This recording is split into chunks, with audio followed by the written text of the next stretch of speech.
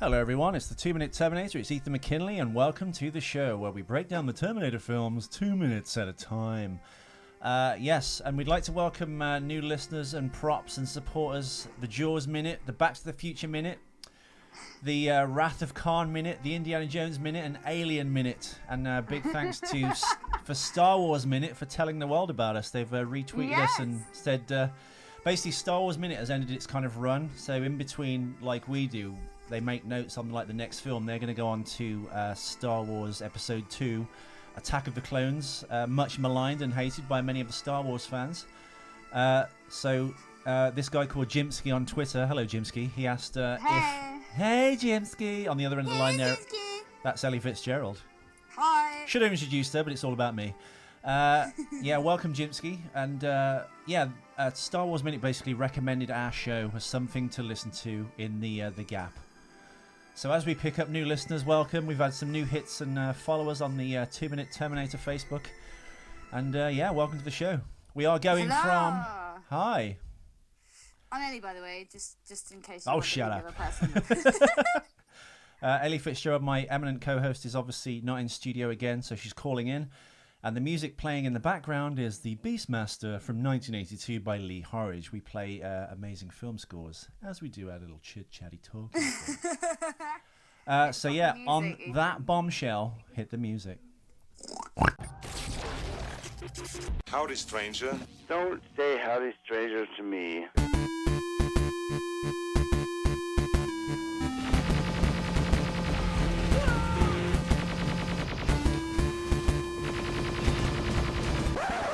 You didn't do the fourth. Thank God. It sucked. It sucked.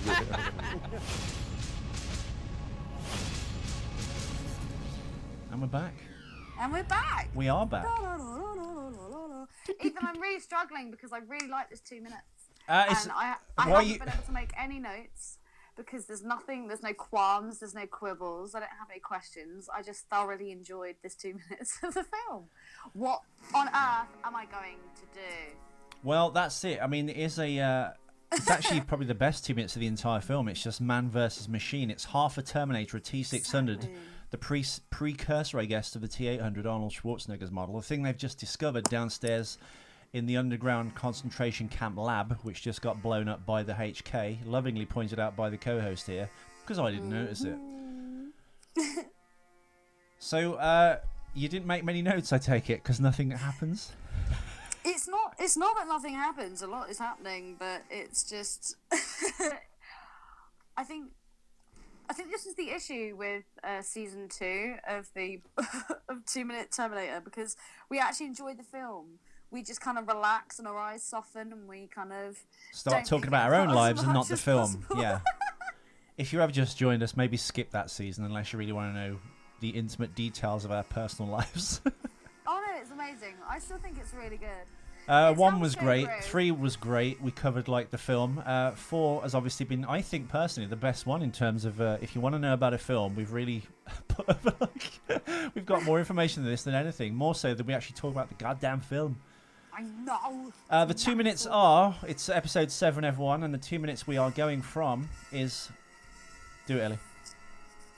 I don't know the minutes. Okay, well, it's minute 7, I'm pretty sure.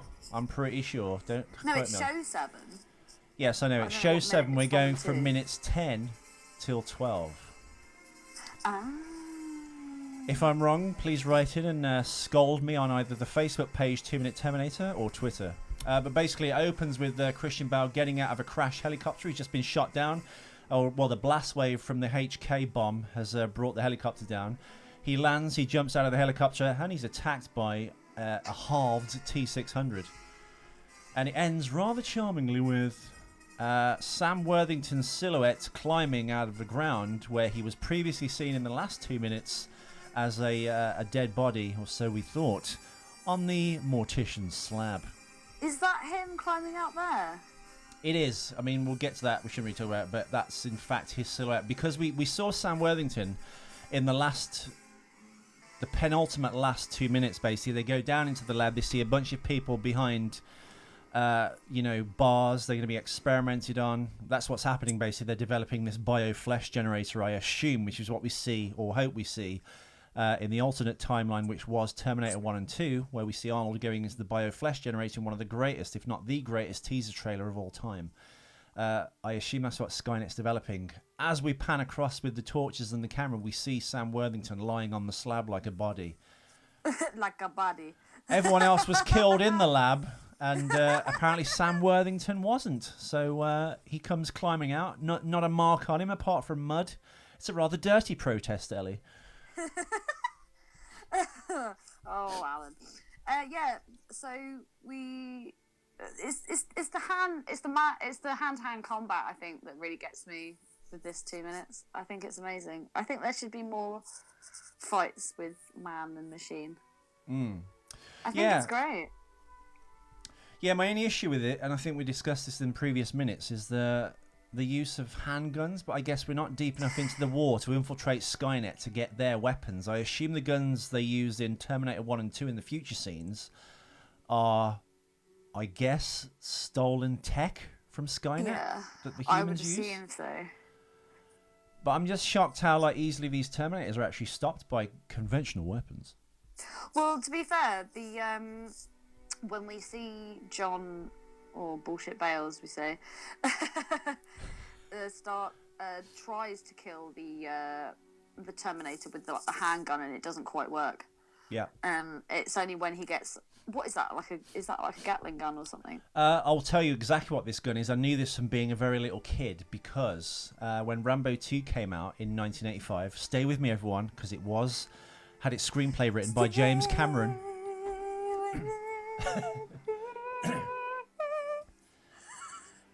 James Cameron, of course, who did do Terminator 1 and 2, is famous for making, in this case, not a better sequel than the original, but like reinventing or renewing franchises. Everyone thinks it starts with Piranha 2, and you're kind of right, because it is 1982, but it really kicked into gear and put him on the map after he did Terminator, when he did the screenplay for Rambo 2, or Rambo First Blood Part 2. Not many people know that, but the gun Rambo uses in First Blood 1, or just First Blood, is an M60. Now, by the look, I think,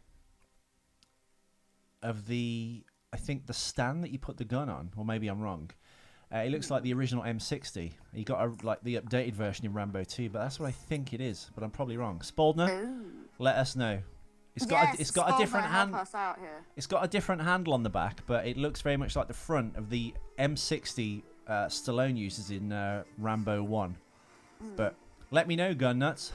We're in England. Is there on the back, on John Connor's back, he's all strapped up with all that gear on. I swear there's something with a star on it. A star? Is there a star? Oh, damn it, it's all moving. Oh, they're fighting again. No, I'm pausing it. The thing on his back is some kind of three-way buckle. Oh, wow, that is an amazing screenshot. Okay, I'm going to save that. If you kicked a Terminator in the face... Yeah. With as much gusto as you possibly could, considering it's a huge lump of metal, would that not, break your heel or your bones or your feet? I don't know. This is the other thing. I think with the T-600, the precursor to the Arnold Schwarzenegger version of the Terminator, they're about 7 feet tall. They're much bigger than people. So yeah, they're huge. I don't know. It'd be even harder to stop, I would have thought. I don't know. It's a movie, and you have to let it off on that. But it does seem to me that a course of action booting it in the face wouldn't really do anything, or shooting it in the face. Well, it kind of doesn't, but then shoots it with the machine gun. It doesn't, but would it not just shatter your bones as a human being? Yeah.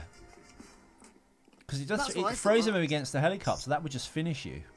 I personally think the entire movie should have been just a quiet, musicless landscape shot from a distance with occasional close-ups. But almost like David Lean in Lawrence of Arabia, just like a little silhouette of a person running across the bottom of the wide shot screen of the desert, and this torso of a robot just crawling after him. And the shot is fixed, and he just walks out of shot, and then it just cuts to the next shot, and he just walks on the other side of the screen again for 2 hours. That'd be amazing. I've got some trivia for you anyway. It doesn't relate to this particular clip. Give us some trivia. Christian Bale, right, was one of 8 actors to play John Connor. In Terminator 2, Judgment Day, the adult John Connor was played by Michael Edwards. The teenage John Connor was played by Edward Furlong, as we all know and love. And the infant John Connor, who appeared during Sarah Connor's dream sequence during the nuclear attack, was played by Dalton Abbott, who is her twin sister's son. Nick Stahl, of course, Ellie's favourite version of John Connor, the Nazi monkey man. He played the 4th John Connor in Terminator 3 Rise of the Machines. And Thomas Dekker, who neither of us can make an opinion on because we've not seen him. Thomas Dekker plays John Connor in the TV series, which we will be coming to after we've done Genisys. Oh, yeah. Probably not minute by minute, though. No. We'll do 1 episode per thing, I think. And then after that, who knows? Who knows? I think the T600s look really mean, don't you? They do. Hang on, I've got one more thing to tell you. John DeVito. I just thought it said Danny DeVito played John Connor. But it's John Connor playing the young John Connor in flashbacks, and Jason Clarke, of course, succeeded Bale's role in Terminator Genisys. Bale, of course, as we've mentioned previously, lobbied for this role after he read the script and kind of got written bigger into it. If you've missed any episodes up to this point, go back and listen, of course. But I'll recap you.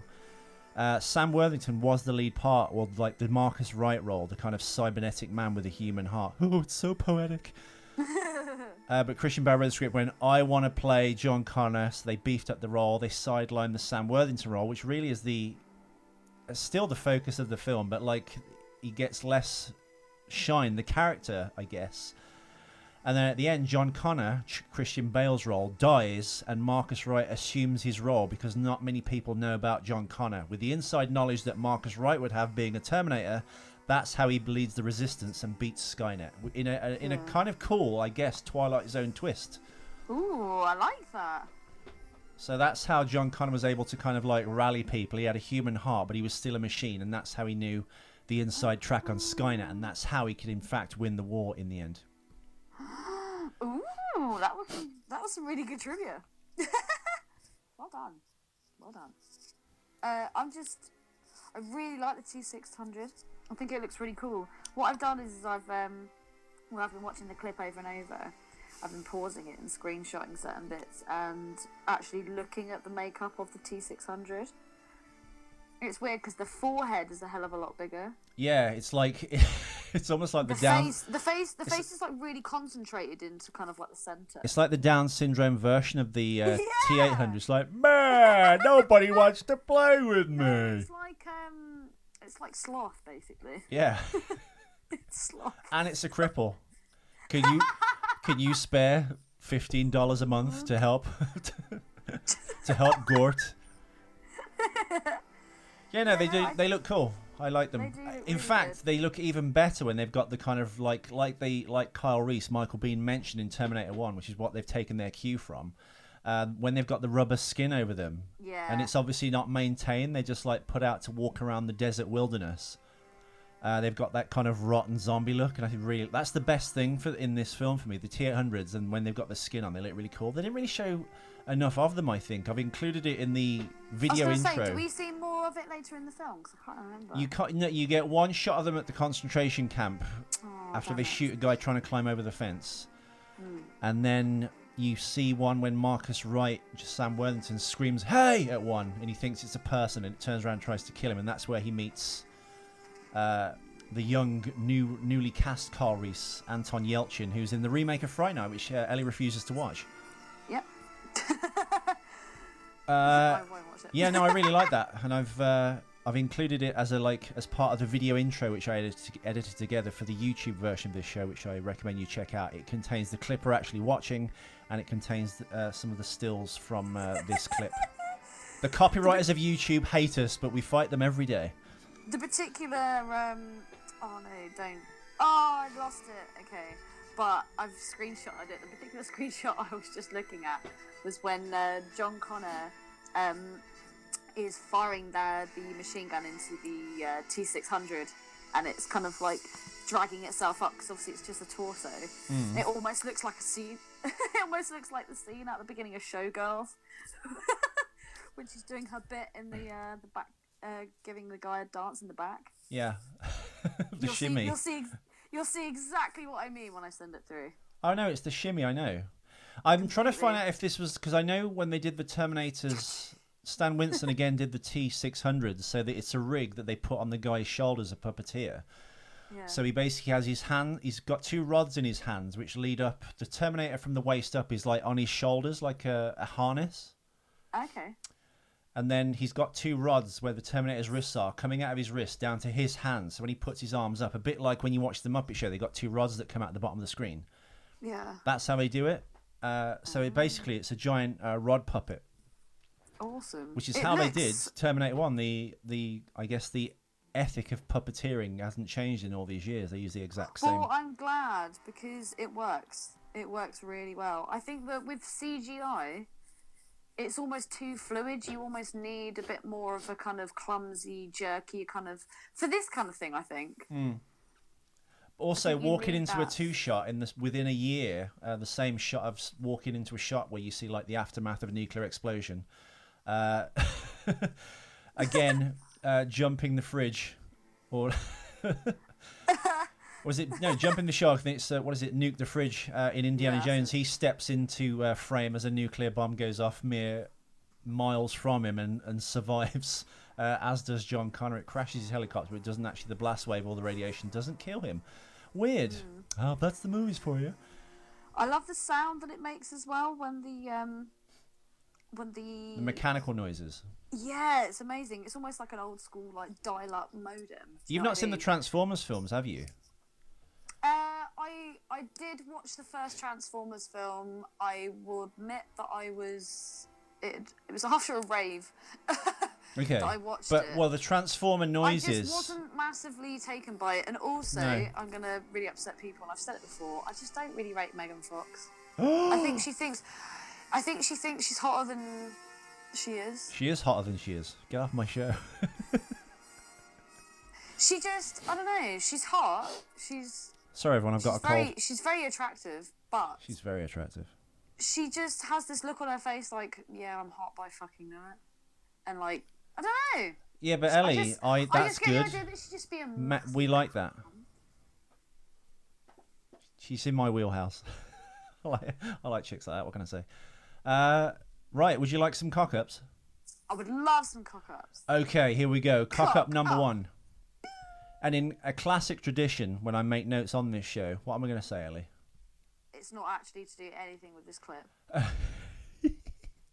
It's actually. Why do you do this? Because I pre-do them, and sometimes there's an overlap of things, but it doesn't matter because it's actually the last episode. But it all feeds. Give you an over slap. It all feeds into this scene, and we have so much to talk about anyway. We should space the things out. Right, when John Connor takes off in the helicopter, which is in this scene at the beginning of the movie, he never put on his safety restraints. He never removes his hands. Not those kind, you pervert. He never removed. I wasn't thinking that. As if you would think, oh wait, before I get in this helicopter, I must put my seatbelt on. Well, these aren't my facts, Lynn. These are from Terminator Wiki, so the nerds write in with these. He never puts on his safety restraints. He never removes his hands from the controls, so he could not put it on in flight. He should have done it before he took off, basically. After he crashes upside down, guess what? You know this. What? He's held upside down in his seat by the belt he never put on. Oh, that is a massive cock up. Nice. The second one. Cock up. I can't believe you still do that. Dude, I haven't got Fact Attack anymore, so. I know. Well, we've got Trivia Schmovia. We've done that already. This is not the same. In the opening, you can't get a sound effect out of that. In the opening attack scene, after John touches the ground, 3 A-10s fly by. These are the tank busters. If anyone collects G.I. Joes, of course, you remember the tank buster as one of the planes they made in the awesome G.I. Joe action figure collection. Actually beaten only by Star Wars recently as having the most figures ever for it, but they're very close. They're very close. Yeah, 3 A-10s fly by in the background, and all three fly by and destroy a radar dish. All of them. The last one never reappears, so you only see 2 in the next shot. So they just basically, the FX house forgot to like mat the third one in for the pan across. Cock up. Got halfway through filming, go, shit, we didn't do that. Well, no, I mean, they'll never notice. They'll never realise. Do you reckon that ever happens? Directors famously say films are never finished; they're abandoned because you have like deadlines for things. Films are never finished; they're abandoned. They are though. That's amazing. Very few directors, I think, are happy with the finished product because you kind of run out of time, and that's why you get so many aftermarket director's cuts, special editions, extended editions. I was having the very same conversation about the Leon special edition with an American person. They were going, "Oh, I love Leon." I was like, "Oh, you've not seen this scene, have you?" And I put on. Is there an additional scene in Leon that I haven't seen, Ethan? There's a 27 more minutes director's cut of Leon. Sorry, American listeners, we're talking about The Professional, the 1994 film with Jean Reno and Natalie Portman. Huh? The Professional. In America, it's called The Professional. In Europe and England and the rest of the world, it's called Leon. On the American Director's Edition, which I'm talking about, which has only just came out here a couple of years ago, actually. I think that's what I want my next hairstyle to be like. It's called Leon the Professional. A white Matilda bob. A white Matilda bob, yeah, that would work. And Natalie Portman, who gets criticised repeatedly on Star Wars Minute for her lack of interest in her performance in Star Wars. Because she's rubbish in Star Wars? Well, yeah, she kind of is. She is, but she's great in Leon. But, you know, she was 15 or 16 at the time. But, yeah, she wasn't great. But she was great in Leon. She was great in Leon. She was rubbish in fucking Black Swan. So many people said, Ellie, you've got to watch Black Swan. You'll love it. You'll love it. You'll love it. Mila Kunis, I've never thought was attractive. I thought she just looks really weird. And, yeah, I was just so unmoved. This week on Slating Girls Minute. Expecting some really kind of exciting sex scene between the two of them, and I was just like, wow. I've seen more sexier videos on like e-fucked of chicks being eaten out by their fucking dog. Like, this is not that entertaining.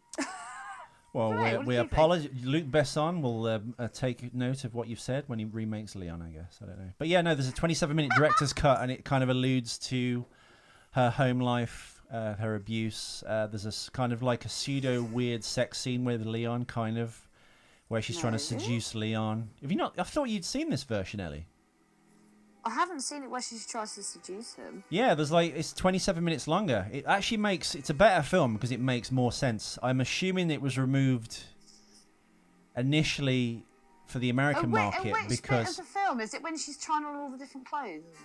It is, but it like that scene ends for the version most people have seen, and it then continues on, and then she's in the little pink dress trying to kind of like come onto him. Oh God, that's so hot. I'm sorry, but that is. I'm just thinking about it now. I'm just like, that is so hot. And a girl said that, guy. She wasn't prompted to say it. No, I think the reason it was cut out because I think Americans are a little more, not to condone this scene at all or what it stands for, but I think Americans are a little bit more puritanical with their entertainment, and it is a bit risque. And it was cut out from the theatrical version in England. It's only when it went to home video it was this kind of extended version. They kind of slipped it out there like George Lucas did when he tinkered with Star Wars Episode 1 on DVD and like made the pod race like an hour longer than it should have been. But right, I've got cock up number 2. No, this is cock up number 3. I was just testing you. Cock up number 3. During the opening attack on the Skynet facility, there was a POV shot of a missile heading towards a target in north 36 degrees, 17 minutes and 22 seconds, and east 16 and 117 degrees, 15 minutes, 23 seconds. If you understand what that means, well done. You probably served in the military. Those coordinates are in eastern China, south of Beijing, an unlikely target for John Connor's team to travel to. However, if the eastern coordinate is changed to the west, then the target is Death Valley, California, a more probable target. Ooh. So basically, they made a slight cock up with the longitude and latitude, basically, of the target. Can you imagine if that actually happened in war? Unless it was just a sly reference to let's bomb China. Maybe they conspiratorially hide messages for the CIA in movies. Exactly. Which people argue that they do. I refer you, of course, to the Lone Gunman episode of the X-Files spin-off where it was about terrorists flying aeroplanes into the Twin Towers. Exactly. And Dean Haglin, who You- plays the lone gunman with the long hair and the kind of black Michael Caine 1960s style glasses, swears blind. He couldn't believe it, and he thinks it's a conspiracy. So there you go. One of the cast members even thinks that the CIA had some hand. Although, why would you kind of do that? But then people would say, we hide stuff in plain sight. Yeah. Cock up number 4, as Christian Bale lisped through his bottom teeth. In the first big battle, a number of members of the Resistance, in commas... Bullshit Bale's big battle. Yeah, basically. That's the episode. Remember that title. The Bullshit Resistance... Bale's big battle. The Resistance helicopters, after they land... What? Sorry. Yeah, basically in the... let's read that again, because you've just confused when you shut down the mic. Cock up number 4. Bing, bing, bing, bing. In the first big battle scene, bing, a number of members of the Resistance leave their helicopters after they land, but as they are walking and running from the helicopters, their hair, especially the woman with long hair, is blowing towards the helicopters, not away from it. Shocking, I know. Cock up number 5. Inconsistent wind. Cock up number 5. That's probably too many bings. Is it? I don't know. Anyway, in the final battle, specifically when John Connor took over the helicopter again and tried to pursue the enemy ship, why you do that, as we mentioned in the last episode where it's from, why you'd go after a HK in a helicopter without a gunner, and a helicopter in the first place, it just wouldn't have the maneuvering capability. Retarded, yeah. Yeah, it'd be stupid. And he's the leader of the Resistance. No wonder no one listens to him. Right, especially when John Connor... Trainers. Training the trainers. When John Connor took over the helicopter and tried to pursue the enemy ship after the blast, when the helicopter started to sway and fall, at some moments we can see the top of the glass roof of the cockpit is still green, revealing that the whole green screen situation, basically it was shot on green screen, revealing the studio basically. So if you look at the top canopy of the helicopter when he's spinning out of control in the last episode, you can see a little bit of green. Ooh. And in a world without green, that would be quite a thing to see, wouldn't you think? Yeah, well, I think it would be. Gotta love a bit of green. Oh, you're come up now. Huh? We're out of cock up, Sally. Yes, we've. Unless you want to add anything. We are all out of cock up. Can you see anything else in the clip you want to bring up or mention? I did quite like the way they kind of gave the impression of time going by as they pan across the land changes and it gets all dark. I don't know. I actually thought this particular 2 minutes looked fucking awesome. If you showed me this clip, I'd think that's an amazing movie. Yeah, it's a good. I really would. Yeah. It's a great 2 minutes. It's not bad. I don't know. The John. cinematography is brilliant. One of the is listeners. That actually in a desert at all? Or One is of the that all John Nichols, one of the completely- listeners, wrote in. What? No, I think it's a good 2 minutes to answer your question. John Nichols wrote in and said he saw it fully the other day and he said it was pretty good. And I'm torn whether which is the worst one, 3 or 4. I don't know. Sorry, what were you going to say, Ellie? I was just saying. Hello? Hello. We keep losing the line. Go ahead. Oh, the line's not very great. I do apologise. That's right. I was just thinking that the cinematography and the terrain of the kind of... Anyway, let's go. We should probably call it a day because the signal's getting really bad. No, the signal's fine. What were you going to say about the landscape for the 50th time? the landscape, they're so brave. I just thought it looked really, really cool. The way they moved from one to another. That was all I was going to say. The lap dissolve, the transition. Yeah, I just thought it looked really cool. Oh no, that's what I was going to say. Is that an actual? Did they film that in an actual desert, or is that all green screen? Is any of it real?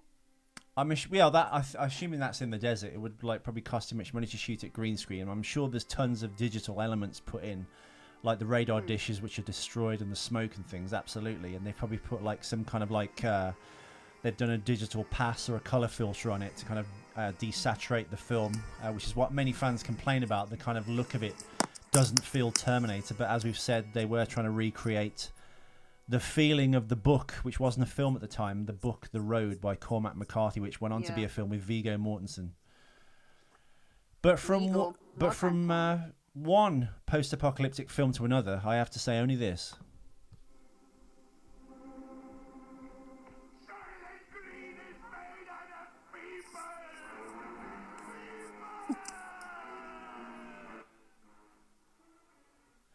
Yeah, that was best joke we've ever done on the show, wasn't it? Fell flat. What happened? I don't know, the sound just went rubbish. But that happens on this show. It's kind of like you don't know what's going to happen next. But I hope you've enjoyed the show, listeners. That was the 2-Minute Terminator episode 7, where we covered minutes 10 to 12, I think. And we'll be back later with another episode. We either do 2 episodes a day or 1 episode a day. We've got nothing else to do with our lives. But thank you all for listening. Welcome to new listeners, Jimsky, Pete the Retailer, A. Rob of Twit, Alpha Beatles, Star Wars Minute. Thank you for the props and telling everyone about this show. And welcome, gentlemen. Jaws Minute, Back to the Future Minute, Wrath of Khan Minute, Alien Wrath Minute. of Khan Minute. Oh my god. Oh yeah, an Alien Minute. Your favourite movie, Ellie. And last but not least, the Indiana Jones Minute and Best Forgotten Movies. We love you all. Thank you. We're all uniting the podcast across the airwaves now. Are we the only 2-minute though? We are, and it's only because I relied on the pun of Terminator. I think Terminator Minute just didn't feel right, but I thought 2-Minute Terminator had a catchy ring to it. Yeah. So yeah. Plus, we'd be so far behind. Exactly. But yes, we'll return later with episode 8. There'll be lots of intrigue, and Ellie's going to kind of bring some more facts and figures and hatred for other female Hollywood stars to the table. Yeah. It's going to be off the chain. Thank you all for listening. We shall return. I love Natalie Portman, just not in any other film, but films. Leon. But Leon. Should have gassed her when she was 15. If you're 12, I'm not interested. A podcast was arrested today for harassing minors online. Yeah, thank you for listening, everyone. We shall return again, as I keep saying. Hasta la vista, baby. Baby. Oh, one more thing.